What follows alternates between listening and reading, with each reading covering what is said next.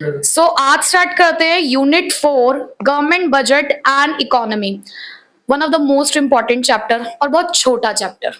ये एक सिंगल ऐसी यूनिट है जहां पर आपको सिर्फ एक ही चैप्टर पढ़ना है। आपने नेशनल इनकम वाली यूनिट देखी होगी, उसके अंदर भी आपको 4 चैप्टर करने थे।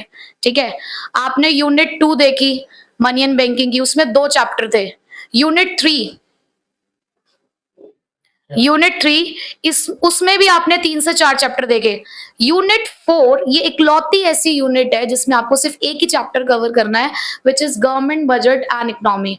और इसके जो क्वेश्चंस है ना, वो भी प्रिडिक्टेड होते हैं, एक्सपेक्टेड होते हैं कि कौन कौन से क्वेश्चन यहाँ पे पूछे जाएंगे। ये चैप्टर ना एक नॉलेजेबल चैप्टर भी है। क्यों? क्योंकि ये बताएगा आपको गवर्नमेंट बजट के बारे में। और गवर्नमेंट बजट एक ऐसा टॉपिक है जो एक कॉमर्स का स्टूडेंट होने के साथ साथ अगर आप ह्यूमैनिटीज के स्टूडेंट भी हो तो भी आपको इस चीज की नॉलेज होनी चाहिए। तो बहुत ही नॉलेजेबल चैप्टर है जो आपको बहुत सारी चीजों के बारे में बताएगा जो आपको पता होनी चाहिए। ठीक है, तो सबसे पहले स्टार्ट करते हैं कि गवर्नमेंट बजट होता क्या है। गवर्नमेंट को तो हम सभी जानते हैं कैसी है ना, उसके बारे में हम नो कमेंट्स करेंगे। But what is budget? Budget क्या है? नॉर्मली अगर मैं आपसे एक जनरल क्वेश्चन पूछूं कि व्हाट इज बजट, तो आप कैसे बजट को डिफाइन करते हैं? मुझे गाड़ी नहीं जानी है, मैंने उसे बोला कि 10 लाख के अंदर दिखा दे तो 10 लाख मेरा बजट। ठीक है, आपने कहा कि 10 लाख आपका बजट है, दैट मीन्स कि एक तरीके से आपके पॉकेट का पैसा दिखाती है, एक रेंज कह रहे हो आप। ठीक है, मैक्सिमम लिमिट एक चीज को लेके इतने तक इन्वेस्ट। ठीक है, और अच्छा डिट्टो। तो यहां पर आप जो मुझे थोड़ी थोड़ी बातें बता रहे हो, सो गवर्नमेंट बजट, जब हम बजट की बात करते हैं तो बजट आपके जेब के पैसे और उस पैसे के खर्चे के बारे में बताता है। जब हम कहते हैं ना कि हमें एक इवेंट ऑर्गेनाइज करना है, या जैसे कि अभी इन्होंने कहा कि हमें गाड़ी खरीदनी है, तो आपने गाड़ी खरीदने के साथ ना एक खर्चे के बारे में बताया, और उस खर्चे को करने के लिए आपको पैसा भी तो चाहिए होगा ना। तो जो आपके माइंड में ये ख्याल आया होगा ना कि यार मुझे एक गाड़ी खरीदनी है, तो उसके साथ साथ आपके दिमाग में ये भी होगा कि इस गाड़ी को खरीदने का पैसा कहां से आएगा। तो बेसिकली जब हम रेवेन्यूज एंड एक्सपेंडिचर की बात करते हैं तो वो बजट होता है। तो यही काम हमारे इंडिया के अंदर, हमारी कंट्री में भी यही होता है। गवर्नमेंट बजट भी यही कहता है। गवर्नमेंट बजट बस इसी चीज के बारे में कैसे बात करता है, पूरी कंट्री को लेकर बात करता है कि जब हम पूरी कंट्री के एस्टिमेटेड रेवेन्यूज और एक्सपेंडिचर की बात करते हैं तो वो गवर्नमेंट बजट होता है। बट उसके साथ साथ आपको कुछ बातें और भी सीखनी होंगी। बजट एनुअली बनाया जाता है, ठीक है, और ये एक स्टेटमेंट की तरह बनाया जाता है। आप देखो ना, घर के अंदर अगर कोई फंक्शन ऑर्गेनाइज करते हैं ना, तो जब डायरी और लेकर बैठते हैं तो पूरी एक लिस्ट सी बनती है, तो list is just like a statement. तो बजट क्योंकि एनुअली बनाया जाता है तो इसलिए बजट को कहा जाता है that it is an annual statement. बहुत इंपॉर्टेंट है ये वर्ड आपके लिए लिखना कि ये क्या है आपके लिए, एक एनुअल स्टेटमेंट है। अब क्या शो करती है ये annual statement? Showing the item wise. Item wise मतलब कि भाई यहाँ पर इतना पैसा खर्च होगा, इतनी इतनी जगह से पैसा आने वाला है और इतनी इतनी जगह पर पैसा खर्च होने वाला है। तो showing the item wise estimate. तो यहाँ पर ये क्या एक्यूरेट फिगर्स होती होंगी? नहीं, ये जस्ट एक एस्टिमेट है, क्योंकि हम हमेशा बजट ना फ्यूचर के लिए बनाते हैं। अगर बीता हुआ साल होता तो उसमें तुम्हें पता है कि क्या किया और क्या नहीं किया है, बट क्योंकि आगे आने वाले साल के लिए आप इस काम को कर रहे हो तो आपको नहीं पता ना, जितना आपने सोचा होगा उससे ज्यादा भी हो सकता है, उससे कम भी हो सकता है। तो ये सिर्फ एस्टिमेट्स होते हैं किस किस चीज के, रेवेन्यूज एंड एक्सपेंडिचर, कि पैसा आएगा कितना और जाएगा कितना। ठीक है, ड्यूरिंग अ फिस्कल ईयर। अब ये फिस्कल का मतलब क्या होता है? A financial year. और हमारी कंट्री में जो फाइनेंशियल ईयर है वो कौन सा है? 1 अप्रैल से लेकर 31 मार्च, ये हमारा फाइनेंशियल ईयर है। तो जब भी आप बजट की डेफिनेशन लिखेंगे 3 पॉइंट मस्ट है। ठीक है, नेक्स्ट अब थोड़ी सी और बातें पढ़ते हैं गवर्नमेंट बजट के बारे में। पहली बात, अब इसे बनाता कौन है? देखो ये जो पॉइंट्स है ना, ये इस चैप्टर के लिए तो देखो नॉलेज के लिए तो जरूरी है ही, इसका ऐसा कोई क्वेश्चन आएगा नहीं इन की पॉइंट्स का, बट ये पता है किस लिए जरूरी है? आपको प्रैक्टिकल देना है। और अगर आपने गवर्नमेंट बजट के ऊपर अपना प्रैक्टिकल फाइल प्रिपेयर की है, आपका मतलब टॉपिक गवर्नमेंट बजट है, तो आपसे कुछ क्वेश्चंस इसी से रिलेटेड पूछे जाएंगे जिसकी नॉलेज आपको होनी चाहिए। प्लस जो करंट ईयर का बजट है उसके हाइलाइट्स आपको पता होने चाहिए। ठीक है, तो सबसे पहली बात, गवर्नमेंट बजट ना हर लेवल की गवर्नमेंट बनाती है, सेंट्रल, स्टेट और लोकल गवर्नमेंट। हर लेवल पे बजट बनता है, क्योंकि देखो हर किसी को अपने अपने लेवल का पता होता है। सिर्फ एक सेंट्रल गवर्नमेंट अगर बजट बना के बैठ जाएगी, स्टेट में क्या हो रहा है, लोकली जो डिस्ट्रिक्ट्स है वहां पे क्या हो रहा है, उनको क्या पता है? भाई सब जगह तो नजर नहीं रख सकते ना, इसीलिए तो गवर्नमेंट हर लेवल पे बनाई गई है। तो हर लेवल की गवर्नमेंट बजट बनाती है, बट हम जो इस चैप्टर में पढ़ने वाले हैं, हम सिर्फ सेंट्रल गवर्नमेंट बजट पढ़ेंगे यहाँ पे, जिसको हम यूनियन बजट भी कहते हैं। ठीक है, उसके बाद इंडिया के अंदर जो बजट है वो पार्लियामेंट में रखा जाता है, मतलब पार्लियामेंट में उसको आपको प्रेजेंट करना होता है। किस दिन? उस दिन जिस दिन हमारा प्रेसिडेंट कह दे। जिस दिन भी हमारी कंट्री का प्रेसिडेंट कह दे कि आपको बजट प्रिपेयर करके प्रेजेंट करना है, तो उस दिन आपको ये काम करना होता है, मतलब इन एडवांस आपको बता दिया जाता है। आपको याद रखना होगा अपने करंट प्रेसिडेंट का नाम, जो फिलहाल हमारे पास कौन है? द्रौपदी मुर्मू। द्रौपदी मुर्मू। उसके बाद अब इसको पार्लियामेंट के अंदर प्रेजेंट किया किसने? जिस दिन प्रेसिडेंट ने कह दिया कि आपको प्रेजेंट करना है, आपको वहां पे दिखाना पड़ेगा। उसके बाद फाइनेंस मिनिस्टर को ये जो एनुअल बजट होता है आपका, वो फर्स्ट डे ऑफ फैब को, हर साल की जो फरवरी का मंथ है उसकी पहली तारीख को आपको ये एनुअल बजट प्रेजेंट करना होता है। ठीक है, फाइनेंस मिनिस्टर बजट स्पीच को रीड आउट करते हैं, कहां पर? लोकसभा के अंदर। और जिस दिन लोकसभा के अंदर जो बजट है वो प्रेजेंट हुआ होगा, उसी दिन उसकी एक कॉपी जो है वो राज्यसभा के अंदर भी दे दी जाती है, क्योंकि वहां पर भी लोग उसको देखते हैं कि भैया क्या बजट हमारा निकल कर आया है। बजट यहां पर अप्रूव किया जाएगा पार्लियामेंट के थ्रू 1 अप्रैल से पहले पहले। भाई हमने देखो, हमारा 1 अप्रैल को फाइनेंशियल ईयर स्टार्ट होने वाला है, हमने 1 फेब को ही बजट को प्रिपेयर कर दिया है। और जब इस साल जो कमिंग ईयर का बजट प्रिपेयर किया जाता है ना, तो साथ में पिछले साल का बजट क्या रहा वो भी रखा जाता है, इस साल जो बजट चल रहा है वो भी रखा जाता है, और जो आने वाला बजट है वो भी रखा जाता है। उसके बाद बजट बताता क्या है? बजट 2 चीजें बताता है। एक तो लास्ट ईयर आपकी परफॉर्मेंस क्या रही, लास्ट ईयर आपकी फाइनेंशियल परफॉर्मेंस क्या रही। भाई आपने लास्ट ईयर भी एक बजट बनाया था, तो उसके अकॉर्डिंग आपकी फाइनेंशियल परफॉर्मेंस क्या रही, और उसी को ध्यान में रखते हुए आप जो कमिंग फिस्कल ईयर का बजट बना रहे हो उसके अंदर आपकी फाइनेंशियल पॉलिसीज क्या रहेंगी। ये दोनों चीजें हमारा बजट बताता है। ठीक है, तो हमने जस्ट अभी इंट्रोडक्शन लिया कि बजट क्या होता है, डेफिनेशन पढ़ ली, उसके बारे में कुछ मेन बातें पढ़ ली, जहां पर मैंने कहा कि एक तो आपको प्रेसिडेंट का नाम याद रखना है, और current finance minister Nirmala Sitharaman. ठीक है, इसका नाम भी आपको याद रखना है। ठीक, अब जो नेक्स्ट टॉपिक है हमारे इस चैप्टर का, ऑब्जेक्टिव्स ऑफ गवर्नमेंट बजट, फिर से वेरी वेरी इंपॉर्टेंट और 100% paper leak question. Paper leak question मतलब कि आपको 100% इसमें से क्वेश्चन देखने को जरूर मिलेगा। और अगर आप प्रीवियस ईयर के क्वेश्चंस उठाएंगे ना, प्रीवियस ईयर का क्वेश्चन पेपर, तो उसमें भी देख लेना आपको जरूर गवर्नमेंट बजट का एक क्वेश्चन ऑब्जेक्टिव्स का मिलेगा ही मिलेगा। बट ऐसा नहीं आता कि कोई भी ऑब्जेक्टिव एक्सप्लेन कर दो, स्पेसिफिकली पूछते हैं कि यही वाला एक्सप्लेन करना है या यही वाला एक्सप्लेन करना है। तो यानी कि अगर मैंने यहाँ पे 5 ऑब्जेक्टिव्स लिखे हैं ना, तो आपके पांचों के पांचों ऑब्जेक्टिव्स को आपको ड्यू इंपॉर्टेंस देके पढ़ना है।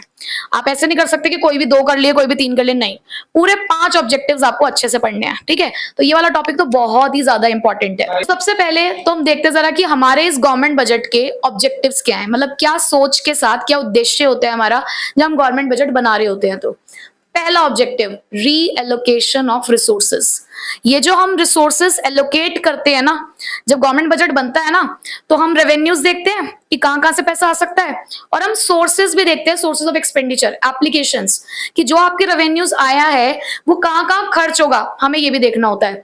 तो जहां आप खर्चे कर रहे होते हो, तो आपने एग्रीकल्चर सेक्टर में कितना पैसा खर्च किया, एजुकेशन में कितना किया, हेल्थ में कितना किया, इंफ्रास्ट्रक्चर में कितना किया, तो उन सभी चीजों को ना आप दोबारा से एक बार रीएलोकेट करते हो as per your objectives, as per your budget.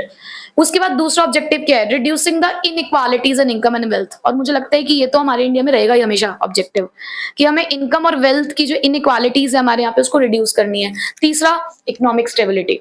क्यों? क्योंकि हमारे यहाँ पे फ्लक्चुएशन बहुत ज्यादा है। हमारे यहाँ पे इंडिया में रहने वाले लोगों की जिंदगी में जितना उतार चढ़ाव है, उसी तरीके से इंडिया के अंदर भी उसकी इकोनॉमी में भी बहुत सारे उतार चढ़ाव है, तो इसलिए इकोनॉमिक स्टेबिलिटी की जरूरत है। Fourth, economic growth. ये तो मुझे लगता है फॉरमोस्ट और फर्स्ट ऑब्जेक्टिव होना चाहिए कि हमें इकोनॉमिक ग्रोथ चाहिए। और last, management of public enterprises. क्यों? क्योंकि ये सोशल वेलफेयर करेंगे। तो ये 5 ऑब्जेक्टिव के साथ हम अपने गवर्नमेंट बजट को बनाते हैं। तो स्टार्ट करते हैं सबसे पहले ऑब्जेक्टिव के साथ। पहले 2 ऑब्जेक्टिव आपके ज्यादा इंपॉर्टेंट है एग्जामिनेशन पॉइंट ऑफ व्यू से।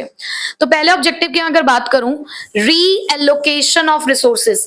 तो रीएलोकेशन किस चीज के ऊपर फोकस करता है? So it aims to reallocate resources in accordance with, किसके लिए कर रहे हैं हम रीएलोकेट? क्योंकि हमारा कुछ इकोनॉमिक और सोशल ऑब्जेक्टिव है। जब हम इकोनॉमिक ऑब्जेक्टिव की बात कर रहे हैं तो भाई हमारा ऑब्जेक्टिव क्या है, प्रॉफिट मैक्सिमाइजेशन। और जब हम सोशल ऑब्जेक्टिव की बात कर रहे हैं तो हमें चाहिए पब्लिक वेलफेयर। देखो सिर्फ समाज सेवा करने से भी काम नहीं चलेगा, समाज सेवा करने के लिए भी पैसा चाहिए होता है। आपने देखा होगा ज्यादा समाज सेवा भी वही कर सकता है, देखो जिसकी जेब में पैसा हो। जिसकी जेब में ज्यादा पैसा नहीं होगा वो बहुत ज्यादा समाज सेवा भी नहीं कर पाएगा, ठीक है। तो यहाँ पर जब हम गवर्नमेंट बजट के अंदर रीएलोकेट कर रहे होते हैं अपने रिसोर्सेज को, तो इन दोनों चीजों को हमें ध्यान में रखना है। अब ये दोनों चीजें कैसे हो सकती हैं, उसके लिए हमारे पास दो पॉइंट्स निकल कर आए। एक तो है टैक्स कंसेशन और सब्सिडीज, और दूसरा रास्ता हमने निकाला directly producing goods and services. यहां से प्रॉफिट मैक्सिमाइज करेंगे, यहां से पब्लिक वेलफेयर करेंगे। कैसे, देखो उन्होंने कहा कि हम ना ज्यादा से ज्यादा प्रोडक्शन करने के लिए कहीं कहीं पे तो देंगे टैक्स का कंसेशन और कहीं कहीं देंगे सब्सिडी। टैक्स कंसेशन का मतलब क्या होता है, टैक्स में छूट, और सब्सिडीज का मतलब क्या होता है, वही सामान सस्ते में दे देना, ठीक है। तो यहां पर गवर्नमेंट कहती है कि हमें ना कुछ चीजों के कंजप्शन को, कुछ चीजों के प्रोडक्शन को हमें रोक लगानी है। हमें production of harmful consumption goods को डिस्करेज करना है। हम नहीं चाहते कि हमारे देश की जो जनता है वो बीमार जनता हो। हम नहीं चाहते कि हमारे देश की जो जनता है वो अपने शरीर का सर्वनाश कर ले उम्र से पहले ही। तो कुछ चीजों के प्रोडक्शन पे हमें लगानी है रोक, जैसे कि सिगरेट। आपने देखा होगा सिगरेट का जो डब्बा होता है उसके ऊपर लिखा होता है cigarette smoking is injurious to health. तो cigarette smoking is injurious to health, वो पता क्या कर रहे हैं, देखो आप कहोगे कि यार ये ऐसी चीज बनाई क्यों रहे हैं, देखो वो सावधान कर रहे हैं कि भाई देख लो, सावधान हो जाओ। हमारा काम है आपको समझाना, बाकी आपको अपने लिए खुद ही सोचना है, ठीक है। तो ऐसी चीजों के प्रोडक्शन के लिए उसको डिस्करेज करने के लिए वो उस पर टैक्स ज्यादा लगाते हैं। अब गवर्नमेंट को ये बात भी पता है कि हमारे यहाँ पे ऐसी चीजों को लेने वाले लोग भी बहुत सारे हैं, तो उन्हें रेवेन्यूज भी तो चाहिए। तो रेवेन्यूज अर्न करने के लिए गवर्नमेंट क्या करती है, ऐसी चीजों पर टैक्स ज्यादा लगाती है, ठीक है। उसके अलावा जिन चीजों के प्रोडक्शन को गवर्नमेंट को एनकरेज करना है, एनकरेज मतलब बढ़ावा देना है, गवर्नमेंट चाहती है कि यार ये सब चीजें बने, तो खादी प्रोडक्ट्स, हमारे यहाँ पे खादी प्रोडक्ट्स को बढ़ावा दिया जाता है। मेड इन इंडिया को हम लोग यहाँ पे प्रमोट करना चाहते हैं, तो खादी प्रोडक्ट्स के ऊपर क्या दी जाती हैं, सब्सिडीज, ताकि इसको आसानी से बनाया जा सके, ज्यादा से ज्यादा इसका प्रोडक्शन किया जा सके। दूसरा, अब क्या होता है ना, देखो हमारे यहाँ पे दो सेक्टर हैं, पब्लिक और प्राइवेट।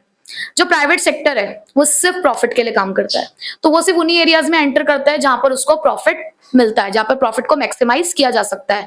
तो यहाँ पर हम देख रहे हैं कि जो प्राइवेट सेक्टर है वो एंटर कर रहा है, लेकिन कुछ ऐसी जगहें भी हैं जहां पर प्राइवेट सेक्टर इसलिए एंटर नहीं करता क्योंकि वो नॉन प्रॉफिटेबल एक्टिविटीज हैं। अब जैसे कि हेल्थ सर्विसेज की अगर मैं बात करूं तो भाई देखो हेल्थ सर्विसेज, प्राइवेट हॉस्पिटल और अपना गवर्नमेंट हॉस्पिटल, जो प्राइवेट वाले उनके चार्जेस आप देख लो। अब क्या हर कोई जा सकता है क्या प्राइवेट हॉस्पिटल्स में, नहीं, तो इसलिए गवर्नमेंट पब्लिक हॉस्पिटल्स खुलवाती है, गवर्नमेंट हॉस्पिटल्स खुलते हैं। स्कूल गवर्नमेंट और प्राइवेट, हर कोई नहीं जा सकता प्राइवेट स्कूल्स में, तो गवर्नमेंट स्कूल्स भी हैं। इसी तरीके से पब्लिक पार्क्स भी तो हैं, पैसा कमाना है तो अम्यूजमेंट पार्क खुलवा लो, वो प्राइवेट सेक्टर कर लेगा। बट लोगों की हेल्थ का ध्यान रखना है, उनकी रेजिडेंशियल एरियाज में ऑक्सीजन ज्यादा से ज्यादा चाहिए, फ्रेश एयर चाहिए, तो पब्लिक पार्क बनवाना पड़ेगा। पब्लिक पार्क की क्या मेंटेनेंस से पैसा खर्च नहीं होता, होता है ना, तो ये काम कौन करेगा, ये गवर्नमेंट करेगी। तो इन्हें बोलते हैं पब्लिक गुड्स। तो जहां पर प्राइवेट सेक्टर एंटर नहीं करता वहां फिर पब्लिक सेक्टर एंटर करता है, पब्लिक गुड्स प्रोवाइड कराएगा जो कि फ्री ऑफ कॉस्ट दिए जाते हैं, या बहुत ही नेग्लिजिबल कॉस्ट हमारी जो गवर्नमेंट है वो चार्ज करती है। क्यों, क्योंकि उसे देना है पब्लिक इंटरेस्ट, वो पब्लिक इंटरेस्ट में काम कर रही है, वो सोशल वेलफेयर को बढ़ावा देना चाहती है, तो वहां पे हमारी गवर्नमेंट एंटर करती है। तो इन दो तरीकों से गवर्नमेंट रीएलोकेट करती है रिसोर्सेज का, और अपने ये जो दो ऑब्जेक्टिव है उसके, एक इकोनॉमिक ऑब्जेक्टिव और दूसरा सोशल ऑब्जेक्टिव, वो पूरा करती है, ठीक है। अब हमारे पास सेकंड ऑब्जेक्टिव है गवर्नमेंट बजट का, reducing inequalities of income and wealth. यानी कि हम चाहते हैं कि ये जो इनकम और वेल्थ के बीच में इनइक्वालिटीज है, हम देख रहे हैं कि हमारे देश में कुछ लोग तो ऐसे हैं जो बहुत ही ज्यादा अमीर हैं और कुछ लोग ऐसे हैं जो बहुत ही ज्यादा गरीब हैं। देखो मिडिल क्लास वाले तो मिलेंगे ही मिलेंगे, लेकिन ये तब भी अमीर और गरीब का जो गैप है ये भी बहुत ज्यादा है। जब हम इनइक्वालिटीज की बात करते हैं ना, तो हमारे कहने का बिल्कुल मतलब ये होता है कि हम सब अंबानी बन के बैठ जाएं, हर घर ऐसा हो जो अंबानी जैसा हो, नहीं, हम ये नहीं कहना चाहते। हम ये चाहते हैं कि हर कोई जो बेसिक नेसेसिटीज है लाइफ की, एटलीस्ट वो उन सबके पास हो। यानी कि जो हम कहते हैं ना, रोटी कपड़ा और मकान, ये हमारी जो बेसिक नेसेसिटीज हैं ये सबकी फुलफिल हो। वो जो 2 वक्त की रोटी है वो सबके घर में आनी चाहिए। तो तब होगा इनइक्वालिटीज का रिडक्शन, तब ये जो पुअर और जो रिच के बीच का ये जो गैप है तब ये रिड्यूस होगा। तो उसके लिए हमारा गवर्नमेंट बजट क्या कहता है, तो गवर्नमेंट कहती है कि ये गैप को रिड्यूस करने के लिए हमें अपनी बजट की पॉलिसीज का इस्तेमाल करना पड़ेगा। तो गवर्नमेंट अपनी बजटरी पॉलिसीज का इस्तेमाल करती है टू रिड्यूस दिस गैप। अब उसके अंदर गवर्नमेंट करेगी क्या, government aims to influence the distribution of income. वो कहेगी इनकम को बांटना होगा। कैसे बांटना होगा, दो तरीके हैं, दो हमारे पास कह सकते हो इंस्ट्रूमेंट है इस काम को करने के लिए। पहला, रिच क्लासेस पर टैक्सेस ज्यादा लगाओ। भाई जो भी आपको लगता है कि ऐसे प्रोडक्ट्स हैं जो हमारे रिचर सेक्शन ऑफ सोसाइटी इस्तेमाल करता है, यानी कि हमारी लग्जरीज आइटम्स, आपने देखा होगा जो आपकी लग्जरीज कार होती हैं उनके ऊपर टैक्सेस कैसे होने चाहिए, हाई, और होते भी होंगे। तो जितने भी हमारी लग्जरीज आइटम्स हैं उनके ऊपर टैक्स रेट ज्यादा होता है। क्यों, क्योंकि हम चाहते हैं कि जो रिचर क्लास ऑफ पॉपुलेशन है वो टैक्स ज्यादा पे करे, गवर्नमेंट जो पैसा कमा रही है वो उनसे ज्यादा कमाए। But at the same time वहां से पैसा कमाकर उसका इस्तेमाल कहाँ किया जाना चाहिए, on spending more on welfare of the people. हमें लोगों के वेलफेयर के लिए काम करना है। जिन लोगों के पास नहीं है रिसोर्सेज, फिर वो रिसोर्सेज उन तक पहुंचाने हैं। एक पर्सन है जो बहुत अच्छे प्राइवेट स्कूल में अपनी एजुकेशन ले रहा है, महीने की 10,000 फीस भी भर रहा है या 5,000 फीस भी भर रहा है, और एक घर ऐसा है जो महीने के 500 रुपए फीस भी नहीं भर पा रहा है। तो क्या उनके घर का बच्चा पढ़े ना, तो उसके लिए गवर्नमेंट ने एक स्कीम चलाई थी, सर्व शिक्षा अभियान, जहां पर क्या था, एलिमेंट्री एजुकेशन को फ्री कर दिया गया है। 6 से लेकर 14 साल तक के बच्चे को फ्री एजुकेशन दी जा रही है। तो क्या उसके ऊपर पैसा खर्च नहीं होता। हमारी गवर्नमेंट ने न्यूट्रिशन इंक्रीज करने के लिए मिड डे मील तक चलाया, ताकि भाई न्यूट्रिशन की कमी ना हो। तो क्या उसे पैसा खर्च नहीं होता है ना। तो ये पैसा गवर्नमेंट कहां से लाएगी, वो पैसा यहां से लाएगी। ठीक है, तो गवर्नमेंट कह रही है दो इंस्ट्रूमेंट है हमारे पास जिससे हम ये काम कर सकते हैं। तो अब इससे होगा क्या, अगर आप रिच क्लास पे ज्यादा टैक्सेस लगाओगे तो इससे इनकम जो है रिच क्लास की वो कम हो जाएगी, और जो पुअर पीपल है, जो पुअर क्लास ऑफ पॉपुलेशन है हमारी, या मैं कहूं जो मिडिल क्लास पॉपुलेशन है, उनका जो स्टैंडर्ड ऑफ लिविंग है वो क्या हो जाएगा, इंप्रूव हो जाएगा। उसके बाद इस तरीके से आप देख सकते हो कि बेसिकली ये दो ही चीजें ऐसी हैं, टैक्सेस और वेलफेयर एक्टिविटीज, जिससे इनइक्वालिटीज को रिड्यूस किया जाएगा। क्योंकि देखो गवर्नमेंट वेलफेयर प्रोग्राम्स तभी कर पाएगी जब उसके पास पैसा आएगा, और गवर्नमेंट का जो मेन सोर्स ऑफ रेवेन्यू होता है ना वो टैक्स ही होता है। मैं ये नहीं कह रही कि गवर्नमेंट और कई जगहों से पैसा नहीं कमाती है, बट जो मेन सोर्स है वो टैक्स ही होता है। ठीक है, तो इस तरीके से आप रिड्यूस कर सकते हो इनइक्वालिटीज को। सेकेंड पॉइंट निकल कर आता है इकोनॉमिक स्टेबिलिटी। आपको पता है हमारी कंट्री की ना ये एक बहुत बड़ी प्रॉब्लम है। जिस तरीके से हमारी जिंदगी में बहुत ही उतार चढ़ाव रहते हैं, मैंने आपको उस दिन बताया था, उसी तरीके से हमारी कंट्री में भी उतार चढ़ाव बने ही रहते हैं। स्टेबल ही नहीं है कुछ, ना तो कभी हमारे यहाँ की गवर्नमेंट स्टेबल रहती है और ना ही हमारे यहाँ की प्राइस स्टेबल रहती है। प्राइस फ्लक्चुएशन तो बहुत ही ज्यादा है, बहुत ज्यादा है प्राइस फ्लक्चुएशन। कभी वही टमाटर 20 से 30 रुपए किलो में भी धक्के खा रहे होते हैं, और कभी वो ऐसे राजा महाराजा बन जाते हैं कि 120 रुपए किलो, 140 रुपए किलो मिल रहे होते हैं। और सब्जी वाले से अगर हम तोल भाव करें तो मना कर देता है साफ की नहीं देंगे। इतना प्राइस फ्लक्चुएशन होता है हमारे यहाँ पे, तो ये गलत है ना। यही प्राइस फ्लक्चुएशन किस चीज को राइज करता है, इन्फ्लेशन और डिफ्लेशन को। इन्फ्लेशन समझते हो क्या होता है, क्या होता है, महंगाई, price hike.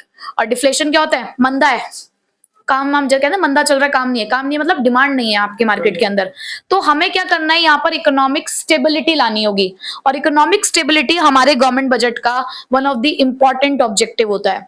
So government budget is used to prevent the business fluctuations. हमें बिजनेस फ्लक्चुएशंस को कम करना है। किस चीज का फ्लक्चुएशन है, ये इन्फ्लेशन और डिफ्लेशन का, क्योंकि हमें क्या अचीव करना है, economic stability. So government expenditure and taxes help in fighting the price fluctuation. तो गवर्नमेंट के खर्चे और टैक्स यही आपके इन्फ्लेशन को कंट्रोल करेंगे। बहुत सीधी सी बात है, इन्फ्लेशन क्यों ज्यादा आ रहा है, प्राइस बढ़ने की वजह से। प्राइस क्यों बढ़ रही है, डिमांड बढ़ने की वजह से। जब भी हम खर्चा ज्यादा करते हैं ना भाई, हमारी जेब में आज अगर 100 रुपए हैं तो हमारे खर्चे 100 रुपए के हिसाब से होंगे। जैसे ही वो हमारी जेब का पैसा बढ़ के 500 रुपए होगा ना, तो खर्चे भी बढ़ के 500 के हिसाब से हो जाएंगे। मैं ये नहीं कह रही कि 500 ही हो जाएंगे, पर उसके हिसाब से हो जाएंगे। 100 रुपए में तुम अपने गली का बर्गर खाते थे, लेकिन जब 500 हो गए तो तुम जाओगे फिर अच्छी जगह पे जाके बर्गर खाओगे। क्यों, क्योंकि अब आपकी इनकम बढ़ गई है। तो हमें क्या करना है, इन्फ्लेशन के टाइम पे हमारा काम क्या है, हम क्या देख रहे हैं इन्फ्लेशन के टाइम पे, कि डिमांड ज्यादा है और सप्लाई कम है। तो बेसिकली आपको क्या करना है, लोगों की जेब से पैसा निकालना है। वो खर्च कर रहे हैं ना ज्यादा, इसलिए वो प्राइस बढ़ा रहे हैं, क्योंकि वो डिमांड दिखा रहे हैं इसलिए प्राइस बढ़ा रहे हैं। तो बेसिकली हमें क्या करना है, लोगों की जेब से पैसा निकालना है। आप सपोज करो कि आप कोई चीज 100 रुपए की खरीदते हो, उसके ऊपर फिलहाल अभी आप 10 रुपए का टैक्स दे रहे हो। अज्यूम कर लो। अब हमने क्या किया, उसी चीज के ऊपर टैक्स बढ़ाकर और 10 रुपए बढ़ाया और उस चीज को 110 रुपए का कर दिया, तो आपका बजट हिलेगा या नहीं हिलेगा? हिलेगा ना। तो आप क्या करोगे, ऐसी चीज की डिमांड कम करने लगोगे जिसके ऊपर टैक्स ज्यादा लगाया जा रहा होगा। तो गवर्नमेंट यही करती है कि जब हमें चाहिए ना कि मार्केट में किसी चीज की डिमांड कम हो, लोग कम पैसा खर्च करें, इन्फ्लेशन बढ़ रहा है, मार्केट में बहुत ज्यादा इन्फ्लेशन आ रहा है, उसे कंट्रोल करना है, तो लोगों की जेब से पैसा बाहर निकालना है ना। तो उसके लिए गवर्नमेंट क्या करती है, गवर्नमेंट करती है पहली बात तो अपने खर्चे कम। गवर्नमेंट बहुत सारे वेलफेयर एक्टिविटीज के ऊपर पैसा खर्च कर रही है, तो सबसे पहले तो गवर्नमेंट को अपने खर्चों को ही कंट्रोल करना होगा, क्योंकि जितना ज्यादा पैसा वो खर्च करेगी उतना ज्यादा लोगों के पास पैसा आएगा ना, आएगा तो वो खर्च करेंगे। तो गवर्नमेंट को अपने एक्सपेंडिचर को कम करना होगा और ऐसे सोर्सेज ढूंढने होंगे जिससे उसके पास पैसा आए। तो या तो वो टैक्स के रेट्स बढ़ा देंगे या नए नए टैक्सेस लगाना शुरू कर देंगे ताकि लोग डिमांड कम करें। ठीक। दूसरी बात, यही कंडीशन अगर डिफ्लेशन की हो तो, मंदा चल रहा हो तो मंदे का मतलब क्या है, डिमांड कम है, सप्लाई ज्यादा आ रही है चीजों की। अब हम चाहते हैं कि भाई लोगों की जेब में पैसा आए, हम चाहते हैं लोगों के पास पैसा आए, लोग ज्यादा खर्च करें, तो उसके लिए गवर्नमेंट को अब उनके पास पैसा पहुंचाना है ना, तो गवर्नमेंट अपने एक्सपेंडिचर बढ़ा दे और टैक्सेस को क्या कर दे, कम कर दे, यानी कि टैक्स का कंसेशन देना शुरू कर दे या सब्सिडीज देना शुरू कर दे। तो इस तरीके से फ्लक्चुएशंस को कंट्रोल किया जा सकता है। तो हमने यहाँ पे ये जो दो ऑब्जेक्टिव्स है इसमें क्या पढ़ा, पहले वाले में भी हमने ये देखा कि टैक्स का रोल है कि अगर इनइक्वालिटीज को कम करना है तो टैक्सेस रिचर क्लास पे ज्यादा लगाना है, पुअर क्लासेस को उससे फ्री करना है, बल्कि उनके लिए तो वेलफेयर एक्टिविटी से पैसा खर्च करना होगा ताकि ये गैप कम हो सके। दूसरे में हम पढ़ रहे हैं कि इकोनॉमिक स्टेबिलिटी लाने के लिए इन्फ्लेशन डिफ्लेशन को कंट्रोल करना है, तो इन्फ्लेशन के टाइम पे खर्चों को कम किया जाए और डिफ्लेशन के टाइम पे उन्हीं खर्चों को बढ़ा दिया जाए। इन्फ्लेशन के टाइम पे टैक्सेस के ऊपर जो रेट्स है उनको इंक्रीज करो, डिफ्लेशन के टाइम पे उसी चीज को रिड्यूस करो, तभी जाके फ्लक्चुएशंस को कम किया जा सकता है। ठीक है। अब हमारे पास फोर्थ ऑब्जेक्टिव है इसका, इकोनॉमिक ग्रोथ। सबसे पहले यहां पर इकोनॉमिक ग्रोथ की डेफिनेशन नहीं लिखी है मैंने, तो पहले हमें यही समझना है कि इकोनॉमिक ग्रोथ होता क्या है, क्योंकि ये कोई नया वर्ड नहीं है।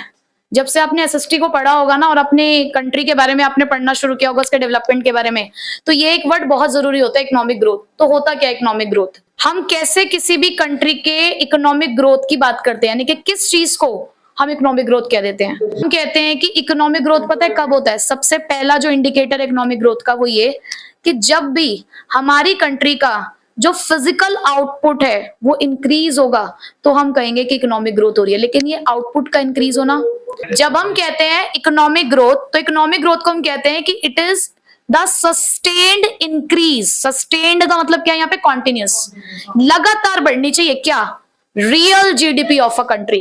तो sustained increase in real GDP of a country ही शो करता है इकोनॉमिक ग्रोथ, कि लगातार किसी भी कंट्री की जब तक रियल जीडीपी नहीं बढ़ेगी तब तक इकोनॉमिक ग्रोथ को हम कह नहीं सकते। तो हमारे बजट का हर बार ये एक ऑब्जेक्टिव रहता है कि हमें क्या अचीव करना है, इकोनॉमिक ग्रोथ को अचीव करना है। तो अब उसको हम कैसे कर सकते हैं, so budgetary policy aims to mobilise the sufficient resources. हमें अपने रिसोर्सेज को इस तरीके से यूटिलाइज करना है, कैसे, for the investment in public sector, कि हम पब्लिक सेक्टर में ज्यादा से ज्यादा इन्वेस्टमेंट करेंगे ताकि हमारे रिसोर्सेज का मैक्सिमम पॉसिबल यूटिलाइजेशन हो सके, यानी कि without any wastage. And the government makes various provisions in the budget to raise the overall rate of savings and investment in the economy. और यहाँ पे गवर्नमेंट इस काम को करने के लिए बहुत सारे प्रोविजंस बनाती है ताकि हमारी इकोनॉमी के अंदर जो रेट ऑफ सेविंग है, देखो आप ज्यादा बचा भी कब पाओगे पैसा, जब कमाओगे तभी तो बचाओगे ना। आपकी कंट्री की रियल जीडीपी इंक्रीज होगी, पैसा कमाया जाएगा तो इन्वेस्ट होगा, और इन्वेस्ट होगा तो पैसा कमाओगे तो सेव भी कर पाओगे। तो यहाँ पे गवर्नमेंट इसी चीज के ऊपर ध्यान देती है कि जो ओवरऑल रेट ऑफ सेविंग्स है और इन्वेस्टमेंट है, हमें उसे क्या करना है, इंक्रीज करना है। बेसिकली आप कह सकते हो कि हमें ऐसे रास्ते ढूंढने हैं जिससे ज्यादा से ज्यादा इनकम कमाई जा सके, फिजिकल आउटपुट बढ़े। देखो जीडीपी दो तरीके से बढ़ती हुई दिखती है, कई बार अगर आपकी कंट्री में प्राइसेस ज्यादा बढ़ रहे हैं ना तो वो भी जीडीपी को इंक्रीज कर देता है, लेकिन हमें ऐसी वाली जीडीपी नहीं चाहिए जो इन्फ्लेशन की वजह से आ रही हो। हमें चाहिए कि एक्चुअल में हमारी कंट्री का फिजिकल आउटपुट इंक्रीज हुआ, इसलिए जीडीपी इंक्रीज हुई है। ठीक है। दूसरी बात, अब मैनेजमेंट करना है इसके लिए हमें क्या, पब्लिक एंटरप्राइजेस का। हमारे यहाँ पे बहुत सारी पब्लिक सेक्टर एंटरप्राइज है जो सोशल वेलफेयर के लिए काम करती है। अब उनको पैसा चाहिए, अब जो उनको पैसा चाहिए वो पैसा कहां से आएगा, गवर्नमेंट बजट से ही आता है। तो यहां पर उन्होंने कहा कि there are large number of public sector industries which are established and managed for the social welfare of the people. आपको पता है हमारी इंडियन रेलवेज, आज तक क्यों इंडियन रेलवेज प्राइवेटाइज नहीं हुई है? ये नहीं कह रही हूँ कि, बहुत मेजर रोल है मैं ये नहीं कह रही हूँ कि प्राइवेट सेक्टर रेल्स नहीं है, हमारे पास प्राइवेट रेल्स नहीं है। क्योंकि वो महंगा हो जाएगा और Yes. गवर्नमेंट में रहेगा तो गरीब ट्रांसपोर्टेशन महंगा हो जाएगा, बट अगर इंडियन रेलवे गवर्नमेंट के हाथ से निकलकर प्राइवेट सेक्टर को दे दी जाएगी तो एक्सप्लॉइटेशन हो जाएगा, क्योंकि वो तो प्रॉफिट मोटिव के लिए काम करेंगे। तो हमारा जो मिडिल क्लास पॉपुलेशन है या जो हमारे पुअर सेक्शन है हमारी पॉपुलेशन का, वो कैसे ट्रैवल करेगा? तो उनके लिए प्रॉब्लम हो जाएगी। तो इसीलिए गवर्नमेंट क्या करती है, कुछ एरियाज ऐसे हैं जिनको गवर्नमेंट छोड़ नहीं रही है, क्योंकि वो सोशल वेलफेयर के लिए काम कर रहे हैं वहां पे। तो लेकिन उनको मैनेज तो करना पड़ेगा ना, उनको एस्टैब्लिश भी करोगे, बनाओगे भी, मैनेज भी करोगे। तो गवर्नमेंट बजट के अंदर हम इस बात का ध्यान रखते हैं। So budget is prepared with the objective of making various provisions for managing such enterprises and providing them the financial help। तो अगर हम चाहते हैं कि ये एंटरप्राइज काम करती रहे पब्लिक इंटरेस्ट के लिए, सोशल वेलफेयर के लिए, तो उसके लिए हमें उनको फाइनेंशियल हेल्प, पैसा तो देना पड़ेगा, बिना पैसों के तो काम नहीं चलेगा। ठीक है, तो ये हमारे 5 ऑब्जेक्टिव थे, और ये मैंने आपको पहले ही बताया था 100% पेपर लीक क्वेश्चन है। Objectives of government budget, 5 objectives बताए थे मैंने आपको। पहले क्या था? Reallocation of resources. दूसरा, reducing the inequalities of income and wealth. तीसरा, इकोनॉमिक स्टेबिलिटी। फोर्थ हमने अभी पढ़ा, economic growth. Fifth, managing the public enterprises. तो ये पांचों के पांचों ऑब्जेक्टिव्स जो हैं वो हमारे गवर्नमेंट बजट के अंदर बनाए गए हैं, ताकि हम जब भी आगे के प्रोविजंस बनाएंगे तो इन चीजों को ध्यान में रखेंगे। और आपके पेपर के पॉइंट ऑफ व्यू से बहुत इंपॉर्टेंट टॉपिक था ये। ठीक है, तो बिल्कुल भी इसको छोड़ के नहीं जाना है, एक एक पॉइंट को अच्छे से पढ़ना है, क्योंकि कोई भी पॉइंट पूछ लिया जाता है। ठीक है।